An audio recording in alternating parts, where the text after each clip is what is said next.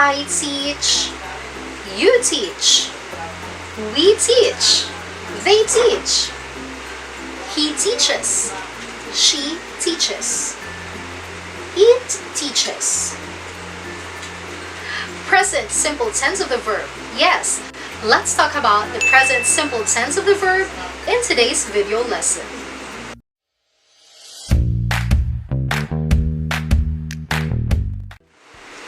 Hello! I am teacher Aubrey and welcome back to my channel. If you are new to my channel, I offer here video lessons for you to improve your English speaking, writing, and communication skills. So if you are interested with such kind of videos, then I am inviting you to be part of our YouTube online community of learners. Simple lamang ang gagawin mo para maging bahagi nito. You just have to click the subscribe button below, and of course, huwag mo na rin kalimutan i-click ang ating notification bell so that you will be notified every time I will upload new video lesson. In today's video lesson, I am going to teach you the present simple tense. And as I promised you from my last video of all the 12 tenses of the verbs, gagawan ko ng tiki-isang video lesson ang bawat tense na iyon para mas maunawaan ninyo ang kanilang pagkakaiba-iba. At kung hindi nyo pa napanood yung video na iyon, you may click the link here above. Maaari ninyong i-click kung saan sa video na ito ay tinalakay ko yung 12 tenses of the verb. I discussed the basic elements of each one of them. Okay? Kaya kung hindi nyo pa yung napapanood, mas mainam din na napanood na ninyo. At kung napanood na ninyo, halina kayo, simulan na natin talakayan ang present simple tense. Present simple tense. Magfo-focus lamang tayo dyan sa tense of the verb na yan. When we say tense, again, it talks about the time o panahon kung kailan naganap ang kilos. So, since we say present, ibig sabihin, kilos na nangyayari sa kasalukuyan o pangkasalukuyan. In present simple tense, karaniwan ay nalilito ang mga English language users and learners sa present simple tense at sa present continuous o tinatawag din nga nating present progressive. I remember when I asked my learners to give me an example of a sentence. Pag nagtatanong ako sa kanila, mga anak, bigyan niyo ako ng halimbawa ng pangungusap in present simple or in present tense, karaniwang ibinibigay na halimbawa ng mga mag-aaral ay yung verb na may ing sa dulo. Eating, dancing, singing, kasi tama naman, kasalukuyang nagaganap, may ing. Pero, ang pagkakamali ay hindi yun present simple. Yun ay tinatawag nating present progressive or present continuous. Karaniwan, napagpapalit sila ng mga language learners or users pero may pagkakaiba. Tingnan natin dito. So, we have present tense, we have different aspects, at yung tatalakayin nga natin ngayon ay present and the aspect is simple, present simple. Ang present simple ay ginagamit natin siya for general and permanent ideas. Pag sinabi nating permanent ay mga pangyayari na nangyayari sa mahabang span of time or in a longer period of time. Permanent. Hindi siya agad-agad na nababago. General. Okay? Samantalang ang present continuous naman or tinatawag rin nga nating present progressive ay nangyayari lamang for temporary time. O, ibig sabihin ng temporary, natatapos agad. Hindi pang matagalan. Pang maikling panahon lamang. Okay? So, let's look at the examples here on the board. Let us say, I teach. Ibig sabihin, when I say I, me, teacher Aubrey, I teach, ako ay nagtuturo. Dahil ginamitan ko siya ng present simple tense, nangangahulugan na ako ay nagtuturo dahil ito ang aking trabaho. Hindi ako nagtuturo lang ngayon dahil gusto ko lang magturo ngayon, pero nagtuturo ako dahil ito ay permanenteng pangyayari sa buhay ko dahil propesyon ko ang pagiging guro. Okay? I teach. That is a permanent thing because that is my job. Yun ay aking trabaho. Propesyon ko ang pagtuturo. Okay? Next, pwede rin nating sabihin, kung ikaw ay nagtuturo, you teach. You teach.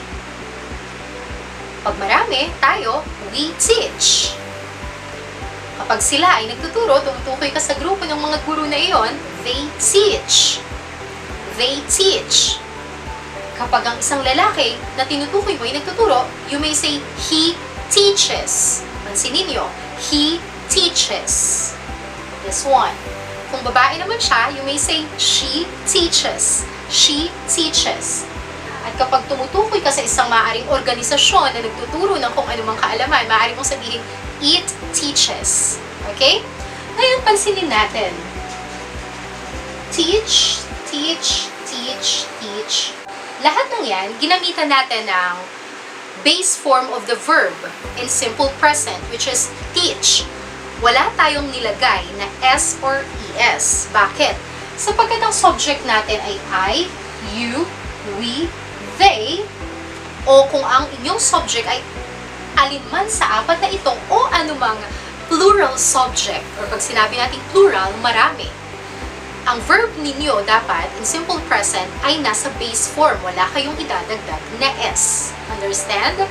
Samantalang pansinin natin dito, nung ang subject natin ay he, she, and it, since he, she, and it are all singular pronoun, pag sinabing singular, isa lamang.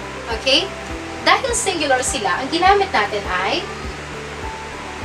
verb with ES. Understand? That is for the present simple. Ito yung pinaka simpleng halimbawa ng ating present simple tense of the verb in a sentence. Ngayon naman, ikumpara natin siya dun sa present continuous or present progressive na tinatawag. Kung saan nga dito ay karaniwang nalilito ang mga users or English language learners. Gaya ng sinabi ko, ang present continuous or present progressive ay for temporary actions lamang. Pag sinabing temporary, mga kilos na nangyayari sa maikling panahon lamang at maaaring matapos kaagad. May hangganan. Hindi siya tumatagal ng mahabang panahon. The example we have here is, I am teaching. I am teaching. Let's compare. Dito, ang sinabi ay, I teach. While for the present continuous or present progressive, ang ginamit na ay, I am teaching. Let us look at the verb. It is teaching. Merong ing o iyan ang tinatawag nating ing form of the verb.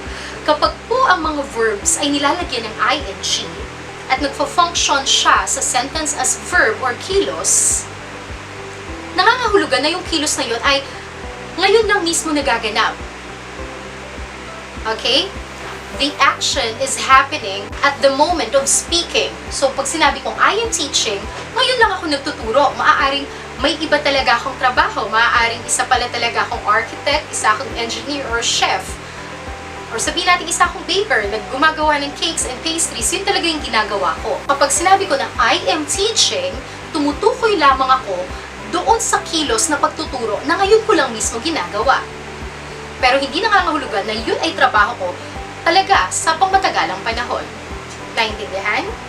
Ngayon, alamin pa natin saan pa nga ba at paano dapat gamitin itong present simple. Hangad ko na mas mapalalim ang pag-unawa ninyo dito sapagkat ibabahagi ko sa inyo ang mas marami pang mga halimbawa para mas maunawaan ninyo. Let us now discuss when to use the present simple tense o alamin natin kung kailan nga ba ginagamit ang present simple tense. We have here 5 different uses. Okay? Unahin natin itong permanent. Ginagamit natin ang present simple tense for permanent actions. When we say permanent, gaya ng ipinaliwanag ko kanina sa unang bahagi ng video, ginagamit siya para sa mga kilos na permanente o nagaganap sa pangmatagalang span of time. Permanente, permanent. Meron tayo rito ang halimbawa. Basahin natin. I work as a teacher. I work as a teacher. So, ang verb natin dito in present simple is work. O ako ay nagtatrabaho bilang isang guro. It is a permanent action dahil ito ay trabaho ko. Hindi naman maaring naging guro ako ngayong araw lang na ito. It's a permanent job. It's a permanent profession na ilang taon kong tatrabahuin. Okay? I work as a teacher. That's a permanent action. Another example is, she lives in China. She lives in China. The present simple tense of the verb we used here is lives. We use lives. There is an S because the subject is she. That's the basic grammar. Okay? She. She lives in China. It is also an example of a permanent action. Permanenteng action to, permanenteng kilos, dahil siya, yung pinag-uusapan sa pangungusap, ay naninirahan sa China. Ibig sabihin, pang matagal na panahon, nangyayari yung kilos na paninirahan niya sa China. Again, ang unang gamit ng ating present simple tense is for permanent actions. Subukan yung mag-isip, ano yung mga permanenteng kilos o bagay ang nangyayari sa buhay ninyo? Dahil mas mauunawaan ninyo ang ating senses of the verb or any English lessons kung maire-relate ninyo sa pangsarili ninyong mga karanasan. Sa ganung paraan, mas mapapalalim ninyo yung pangunawa ninyo. Now, let's move on to the second usage, which is for routines. Pag sinabi nating routines, maaari rin itong sabihin nating hobbies or yung mga bagay na parte na ng buhay. Maaaring mangyari siyang pamalagian o on a regular basis. Okay? Tingnan natin itong halimbawa. I drink milk every night. I drink milk every night. Well, milk is good for the body. Kaya, masarap uminom ng gatas tuwing gabi. Paano natin nasabing routine itong sentence or action na sinabi natin dito? Dahil gumamit tayo dito ng word na every night. Sinabing every night, nangangahulugang tuwing gabi. That's why the verb we used here is present simple, which is drink. Drink, okay? Ang subject ay I, kaya ang ginamit nating verb ay base form, wala tayong dinagdag na S. Okay? Another example is, I go to school every day. I go to school every day.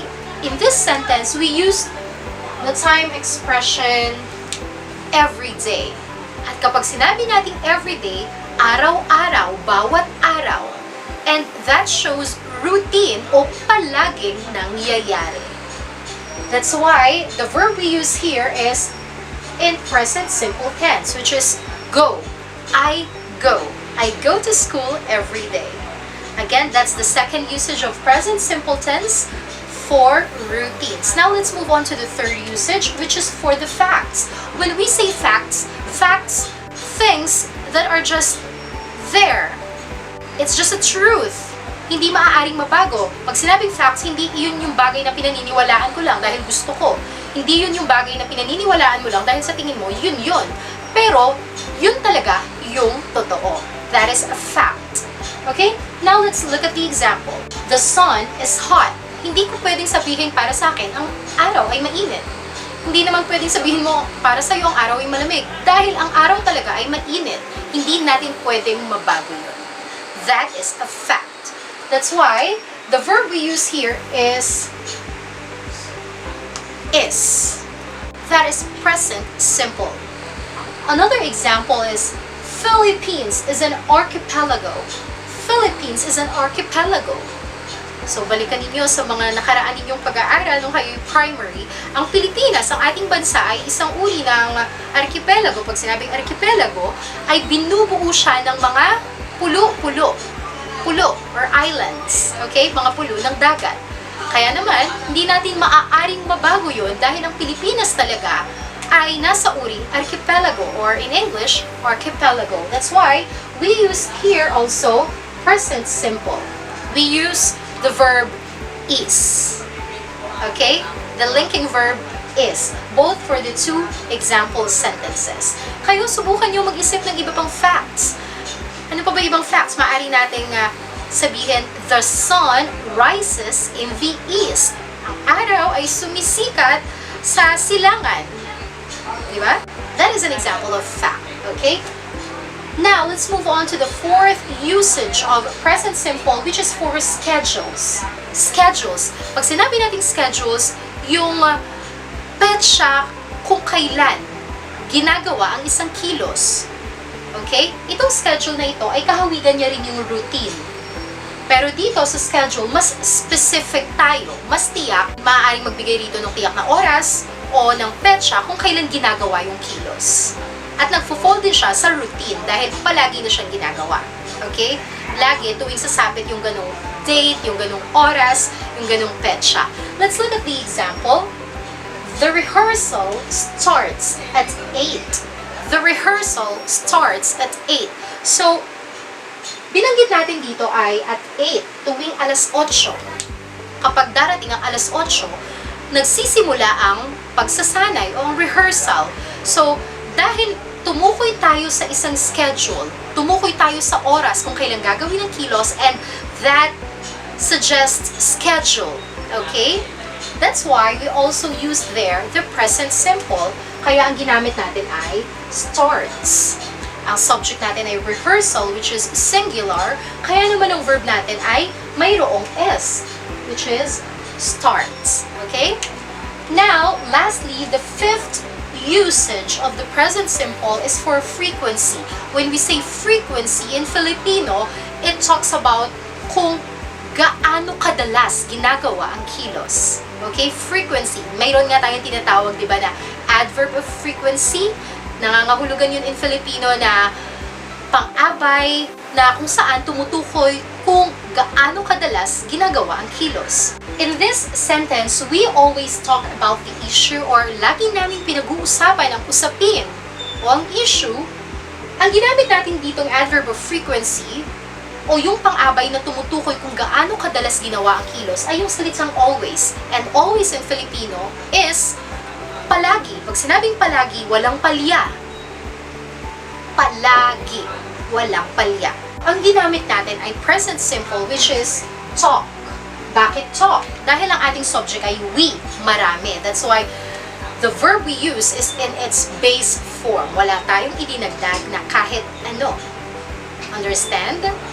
Ngayon, ano pa yung ibang adverb of frequency na maaari ninyong gamitin aside from the word always or palagi? Look at the timeline here. This is the timeline here for the adverb of frequency. Kung gaano kadalas sila ginagawa. We have the 0%, which is never. Pag sinabing never, kailanman hindi nangyari. Hindi ginawa. Okay? For 10 to 20%, meron tayong rarely. Rarely, as in madalang lang mangyari. Rarely. In Filipino, that is madalang. Next, we have sometimes. At ang sometimes na adverb of frequency ay tumutukoy sa mga kilos na sabihin natin 50% nagaganap or ginagawa. So, ibig sabihin in Filipino, sometimes ay minsan. Minsan, oo, minsan hindi. Nangyayari. And for the 75% of frequency, ang ginagamit natin ay often. Or maaari ring bigkasin bilang often, pwede ring often. Both are acceptable. Okay? 75% for often or often, or madalas-dalas nang nangyayari. 75%. At lastly, for the 100% frequency of action, ang ginagamit nga natin ay always or in Filipino, palagi. Dahil 100% walang palya. Again, let's look back at the 5 different uses of the present simple tense we have for permanent, routines, facts, schedules, and frequency. I'll be giving you a task. Gusto kong mag-isip kayo ng tig-iisang halimbawa for each of these usage of the present simple. Mas maganda yung halimbawang ibibigay ninyo ay yung maire-relate ninyo sa mga pansarili ninyong karanasan o sa buhay ninyo. Dahil gaya nga ng sabi ko sa inyo, mas mauunawaan nyo yung English lessons kung ganun ang ginagawa ninyo. Huwag kayong mahiya. Ilagay ang inyong sagot sa ating comment section sa ibaba. Now, let us move on to the ways on how to use the present simple tense o kung paano nga ba natin ginagamit ang present simple tense. Naiiba po kasi ang mga verbs sa present simple tense o sa kahit anumang sentences natin. Depende kung ano yung subject na kasama niya. Mayroon tayong 3 pagkakaiba-iba kung paano sila ginagamit. Naiiba siya kapag ginagamit natin for positive sentence. Naiiba siya kapag ginagamit natin for negative sentence at naiiba rin siya lalo na kapag ginagamit natin for question form or kapag nagtatanong. Now, let's have first the positive sentences. Let's look at the subjects here. We have I, ako, you, ikaw, we, tayo, they, sila. Pansinin natin, itong mga ito ay tinatawag nating pronouns or panghalip o humahalili sa nouns. Okay? Kapag alinman ang gagamitin yung subject sa apat na ito, or any plural subject, ang gagamitin ninyo present simple tense of the verb ay nasa base form or nasa salitang ugat. Wala tayong dinadagdag na kahit ano. Hindi tayo magdadagdag ng S or ng ES sa verb. Okay? Again, alinman sa apat na ito, I, you, we, they, or any plural subject ang inyong subject for the present simple tense, ang verb ay nasa base form. Pero baka itanong ninyo, Teacher Aubrey, plural po, pero bakit po yung I and you ay isa lang naman po, pero bakit po yan kinoconsider as plural o ginagamitan ng plural verb? Di ba po singular yan? Well, sasagutin ko yung tanong na yan dahil marami akong na-receive na questions from the previous lessons na konektado dito sa pronoun I and you. Tinatanong nila, bakit po ginagamitan ng plural verb? Isa lang naman po ang I and you. Tama. Isa lang ang I, isa lang ako, isa lang din ang you. Pero ginagamitan ng plural. Well, ganito po ang sagot. Because in the English grammar, yes, in the English grammar, dahil iba talaga sa Filipino. Sa English grammar, may tinatawag tayong exemption to the rule o naiiba, nakabukod siya. Dahil yun yung rule na para sa kanya. Ayun po ay applicable sa pronoun na I and you. Kasama siya sa tinatawag na exemption to the rule na kung saan kahit isa lang yung katauhan ng I and you, pero ang palaging ginagamit na verb ay plural. Diba, hindi mo naman sinasabi na, I loves you. It's wrong to say. Baka mainis pa sa'yo nang sasabihan mo ng I love you. Ang sinasabi natin ay, I love you. Hindi natin nilalagyan ng S. Okay? On the other hand, hindi mo rin naman maaaring sabihin na, you is stunning. You is stunning. That's very awkward. Ang sinasabi natin ay, you are stunning. You are stunning. Again, kapag ang subject ay I and you, kasama yan sa tinatawag na exemption to the rule, bagaman isa lang yung katauhan ng I and you, pero ang ginagamit laging verb ay plural. Yan ay kasama sa ating subject-verb agreement. Kung di mo pa napapanood, you may click the link above para mas malinawan ka. Let's continue. We have the subject I, you, we, they. Basahin natin yung sentence. We may say, I teach. You teach. We teach, they teach, or other plural subjects, we may say Tom and Lisa teach. Okay? On the other hand, we have the subjects he, kung lalaki, he, she, kung babae, it, kung bagay, or any other organization or group, it. Kapag yan ang subject or any singular subject or isa lamang, ang ginagawa natin sa ating verb for the present simple tense ay dinadagdagan natin ng S or ES para maging singular. Mamaya ipapaliwanag ko pa kung ano yung mga verbs na dinadagdagan ng S o kaya naman ay ES. So it will be he teaches, she teaches, it teaches. O pa rin sabihin, Leo teaches, Aubrey teaches. Understand? And of course, huwag kalilimutan na ang pangungusap ay dapat na laging tinatapos using period o kung ano man yung punctuation mark na aakma doon sa sentence. That's the first way on how we can use the present simple tense for positive sentences. Now let's move on to the second way on how to use the present simple, which is for the negative. When we say negative, in Filipino, nadadagdagan ng salitang hindi, or in English, not. Nagiging kabaliktaran. Negative, okay? Para po ang isang present simple tense of the verb na nasa isang pangungusap ay maging negative, ang ginagawa natin sa verb natin, sa action verb, ay dinadagdagan natin ng tinatawag na helping verb. When we say helping verb, from the word itself, helping, siya yung verb or pandiwa na tumutulong pa sa isang verb, okay? Para mas magkaroon ng kung ano mang kahulugan na gusto nating iparating. Ang helping verb ay natutukoy nating helping verb kapag may kasunod siyang action verb. Okay? Kaya siya naging helping verb. May kasunod siyang action verb. Now, in this example, we will be adding the helping verb do and does. They are helping verb in this sentence or in these examples. Ang do ay ginagamit natin kapag ang subject natin ay I, you, we, they, or any plural subject. At para maging negative, ang helping verb na do, nagdadagdag tayo ng salitang not. And in the oral communication, mas madalas na ginagamit natin yung contraction version. When we say contraction, yung pinagdugtong na. Instead of saying do not, ang madalas na sinasabi natin ay don't. Okay? So, paano buuin ang sentence na positive at gagawing negative kapag nagdagdag na ng helping verb na do or don't para nga maging negative? It will be like this. I don't teach. Or, pwedeng sabihin din nga na, I do not teach. Understand? Nagdagdag lang tayo ng helping verb na do for plural subject at dinagdagan natin ng word na not to make it negative. I don't teach, you don't teach, we don't teach, they don't teach. Tom and Lisa don't teach. That's it. Now, on the other hand, for singular subjects, for the subjects he, she, it, or any other singular subjects such as Lisa, Tom, basta isa lang.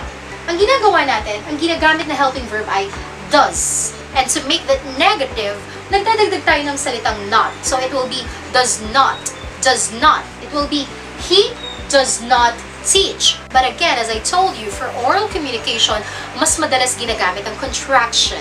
So the contraction of does not is doesn't. He doesn't teach. She doesn't teach. It doesn't teach. Kaya naman, Tom doesn't teach. Lisa doesn't teach. Understand? That's the second way on how we can use the present simple tense for negative sentences. Now let's move on to the last and third way on how we use present simple tense in which for questions or kapag tayo ay nagtatanong. Madali lang naman gamitin ang present simple tense for questions. May pagbabaliktarin lang tayo. Okay? May pagbabaliktarin lang tayo. So, in making questions for present simple tense, ginagamitan lang natin ng do and does. At yun yung mauunang salita kapag tayo ay nagtatanong. Kapag plural ang subjects ninyo, kapag ang subjects ay I, you, we, they, or any plural subject, ang ginagamit ay do. At yun ang nasa unahan. It will be, do I teach? Do I teach? Pwede mong dugtungan. Do I teach English? Do I teach effectively? Do I teach nicely? Do I teach efficiently? And of course, since that is a question, you have to end that using a question mark. Okay? That's it. I may say, do you teach? Do we teach? Do they teach? Or any other plural subject. I may say, do Tom and Lisa teach? Do Jose and Fritz teach? That's it. On the other hand, kapag naman singular ang subject, kapag ang subject ay he, she, and it, or any singular subject, ang ginagamit ay does. At siya yung laging nasa unahan kapag nagtatanong tayo. So it will be like this. Does he teach? It's wrong to say, do he teach? It's wrong because the subject is he, which is singular. Kaya ang gagamitin ay does. Okay? Does he teach? Does she teach? Does it teach? Or any other singular subject such as, does Tom teach? Does Lisa teach? And again, dahil nagtanong, ay winakasan natin gamit ang question mark.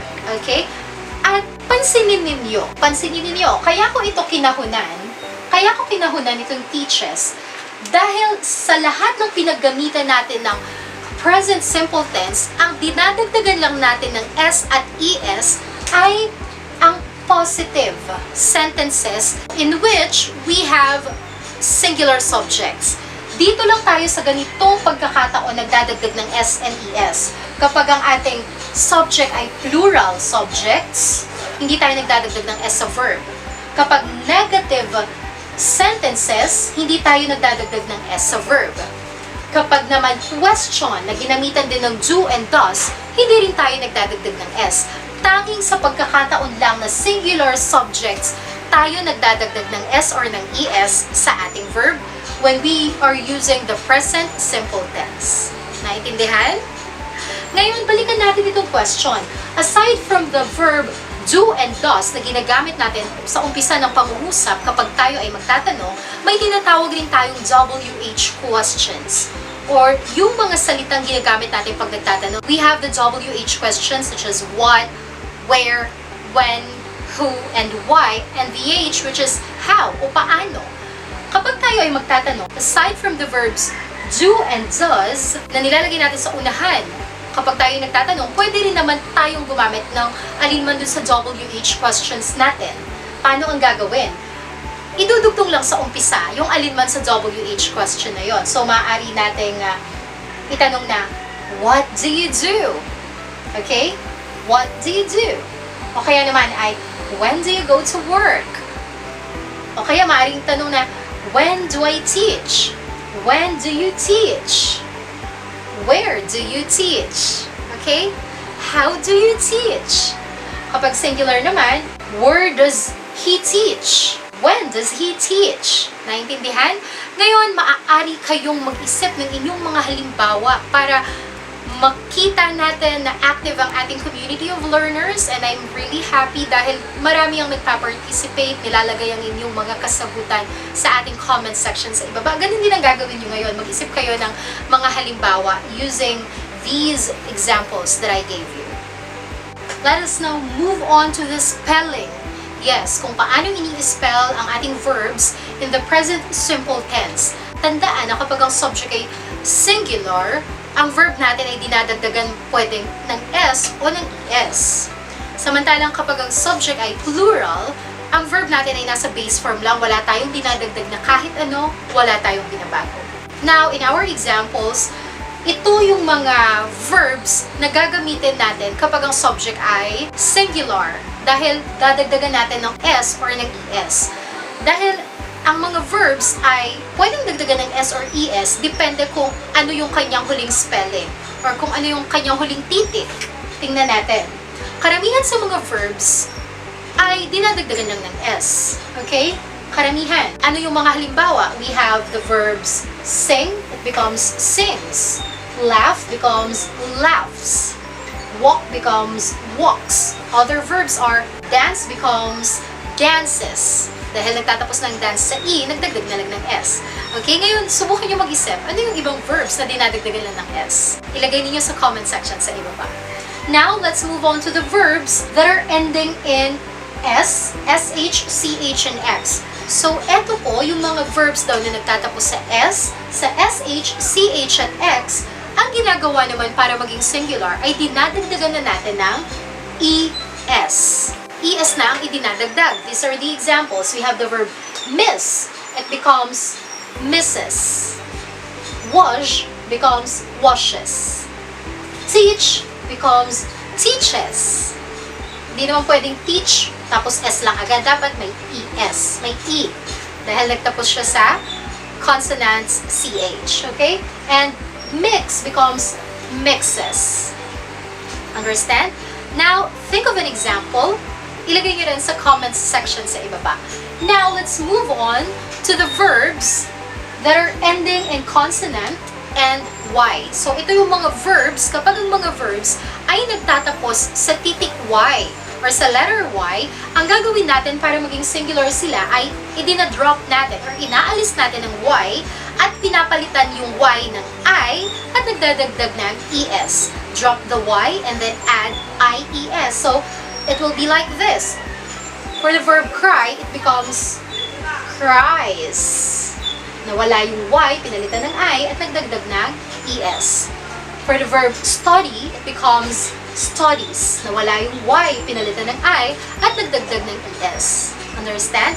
Mag-isip kayo ng iba pang verbs na nagtatapos sa letter Y at gawin yung singular. Ang gagawin lang, ita-drop ang Y at magdadagdag ng IES. And lastly, meron tayong mga verbs na tinatawag nating irregular o nababago yung kanilang spelling. Irregular verbs, okay?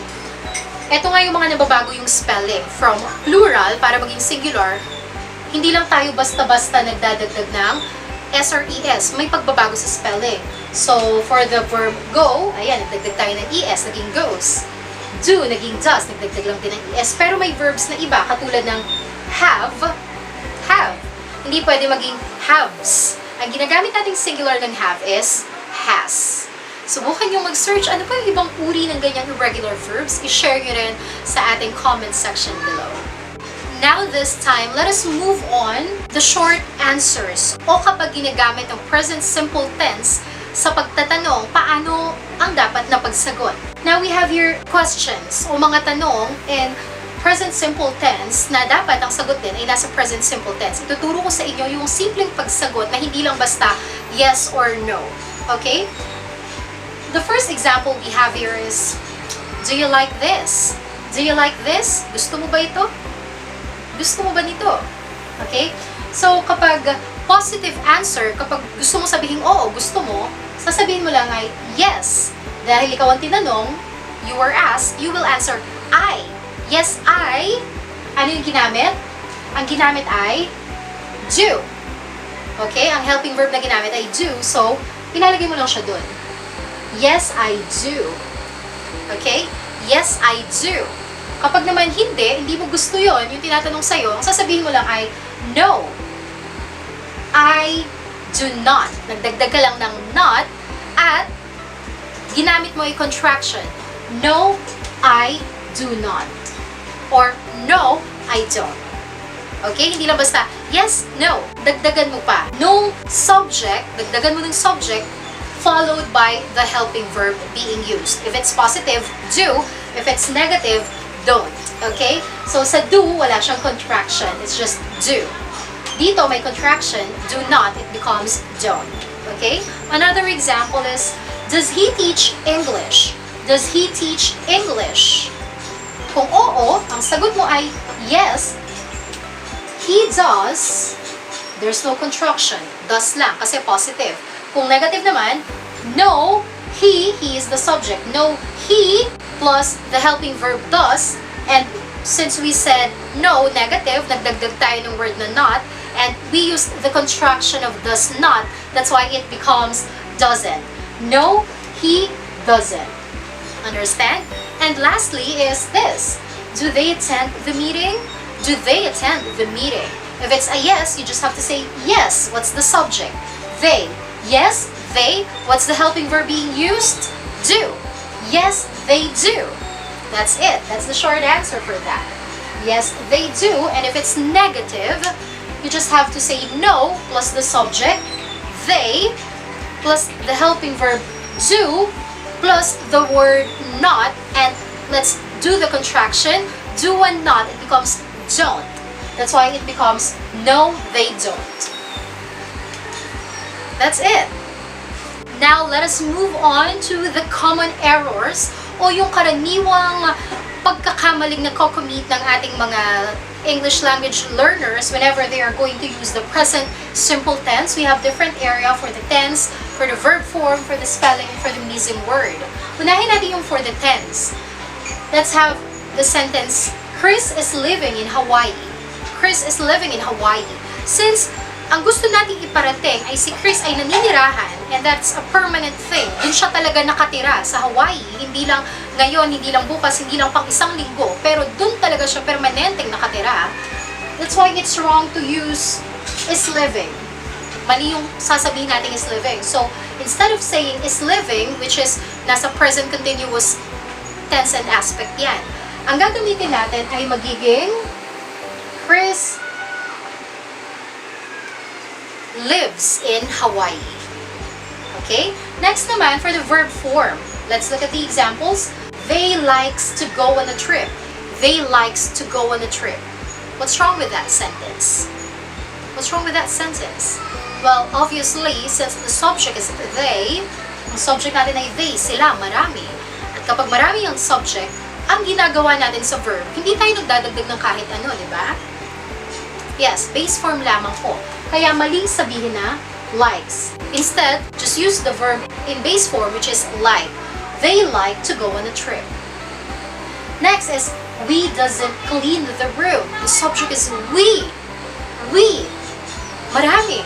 So, walang S ang verb. So, what's the plural form of does or doesn't? It's don't. It's wrong to say we doesn't clean the room. The correct way is we don't clean the room. Alright? And last example for the verb form in question is this. Does I give the correct data? Does I give the correct data? The subject is I. And as I told you, I, kabilang siya sa tinatawag na exemption to the rule in the English grammar na ginagamitan lagi ng plural na verb. So, it's wrong to say does. The correct verb to use here is do. Do I give the correct data? Do I give the correct data? That's it. Another is for the spelling. The baby cries so badly. The verb we use here is cries. I told you, kapag ang verb ay nagtatapos sa Y, gagawin natin ay aalisin ng Y at napapalitan ng I at dadagdagan ng ES. It will be the baby cries so badly. Understand? And lastly, for the missing word, eto, karaniwan nalilimutan ito kapag nagtatanong. Tingnan natin halimbawa, what day she attend the seminar? Kung pakikinggan mo, parang okay na eh. But there is this one important word that is missing, which is the helping verb. Okay? So, since the subject is she, ang gagamitin nating helping verb na nawawala rito ay singular din dahil she is singular. So, what are we going to use? Does or do? Very good. Does. What day does she attend the seminar? What day does she attend the seminar? Understand? Again, these are the common errors whenever you are going to use the present simple tense of the verb.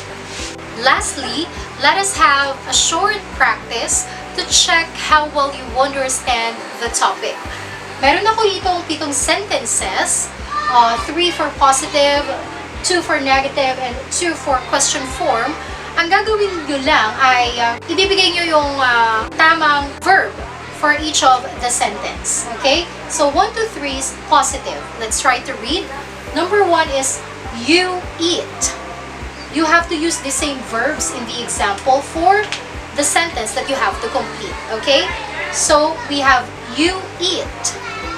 Anong dapat? She. Anong dapat? Next, he sings. Magiging they. Ano mangyari sa verb? Next is, I bake. I bake. Ano mangyari kapag ang subject ay si Mary? Mary? Next, for the negative, gagawin yung negative tong sentence, ano? They cook. They cook. Paano siya magiging negative?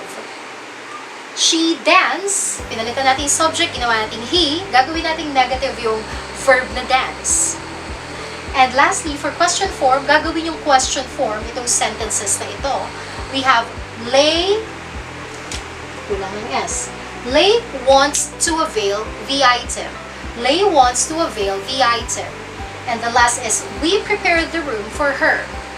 Maaari ninyong ihinto saglit ang video na ito para mapag-isipan kung ano yung dapat nyong isagot. At ilagay niyo po sa comment section sa ibaba. Let us now reveal the answers. For number 1, you eat. Kapag ang naging subject ay she, it will be she eats. Next is, he sings. Singular subject. Pagdating dito, naging plural yung subject, they. Ang mangyayari ay they sing. And last for the positive is I bake. Here we have I, in which ang kailangan ay plural verb. That's why bake without S. Base form. I bake. Samantalang dito, ang naging subject ay si Mary. Naging singular. So bake will be bakes. Okay? That's an S. Bakes. Now let's move on to the negative. So we have here they cook. Paano siya magiging negative? They is plural, so ang kailangan nating helping verb is plural, which is do. Paano siya magiging negative? Magdadagdag tayo ng word na not, and we will do the contraction of do and not, kaya magiging don't, plus the main verb or the action verb, which is cook. They don't cook. Next is she dance. What's wrong with that sentence? It should be she dances. Okay? May S yan ha, she dances. So, paano yan magiging negative? It will be, since he is singular, ang helping verb natin gagamitin ay does. Plus the word not, and we will do the contraction. It will be does not or doesn't. Okay? He doesn't dance. He doesn't dance. Okay? And make sure there's a period. Alright? And lastly, for the question forms, we have Lay wants to avail the item. Lay wants to avail the item. So, para maging question form yan, ang subject natin ay si Lay. Lay is singular. Isa lang siya. Ang gagamitin nating helping verb ay singular din, which is does. Does, followed by the subject lay, followed by the base form of the verb. Pag ginamitan ng do and does ang sentence, wala ng S ang ating verb. So, it will be want.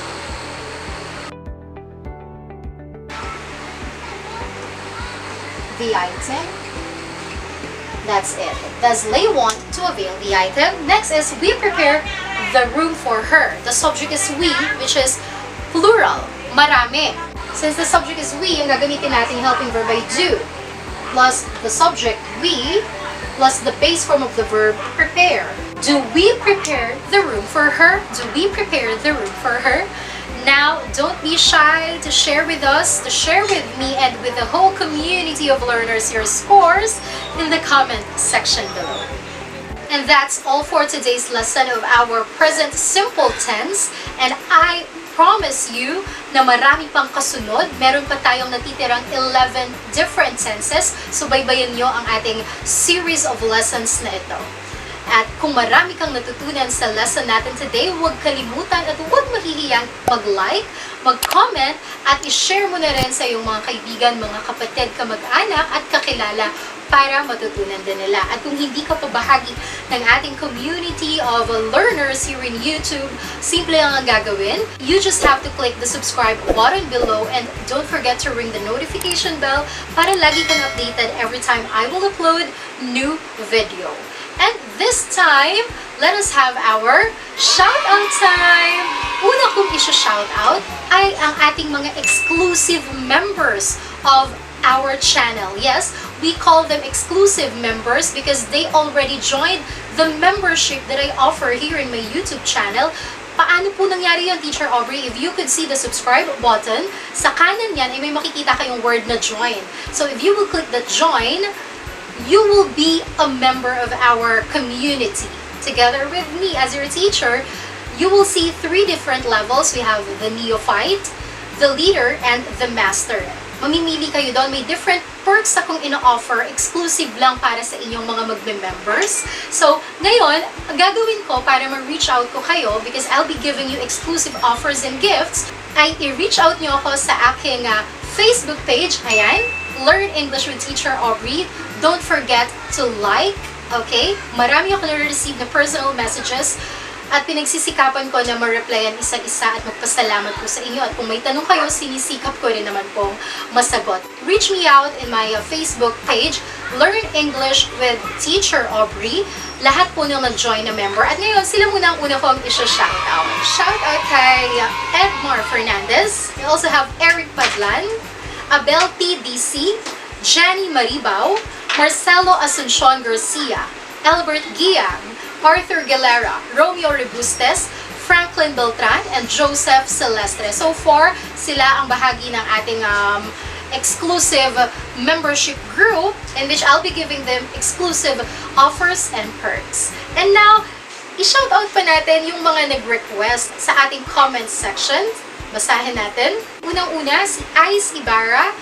Hello, Ice Ibarra. Ang galing mo magturo, Ma'am Aubrey. Malinis, malinaw at relevant. Keep it up po. Alam ko na madami ka pong matutulungan to help and improve not only their selves but also their personality. God bless. I'm so proud of you. Hashtag kapitbahay, hashtag kaibigan, hashtag schoolmate, hashtag teacher Aubrey. Yan, schoolmate ko siya ng college. HRM student. Hello, Ice. And by the way, I would like to help him to promote his channel. Please do me a little favor to visit his YouTube channel. Ayan po, Ice Ibarra. At nagsishare siya ng different random videos, reaction videos about different stuffs. At i-check nyo and let's support small YouTubers and aspirants like him. Thank you and good luck sa'yo, Ice. Now, i-shoutout naman natin itong aking estudyante. Hello sa'yo, anak. Elisha K. Roa. Sabi niya, ma'am, inaantay ko talaga yung content mo, ma'am. Thank you. Salamat, anak. Laging mag-aaral ng mabuti, Elisha.